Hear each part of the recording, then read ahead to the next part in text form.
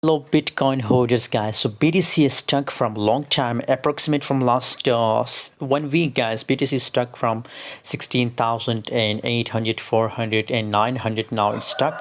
There is not a big possibilities to make a breakout with a $17,000, but today it's possible for Bitcoin. But a lot of people, if we talk about the sentimental analysis of Bitcoin, of crypto market, so it's looking completely bearish guys. Maybe possibilities that it will fall to 15,000 and $14,000 guys.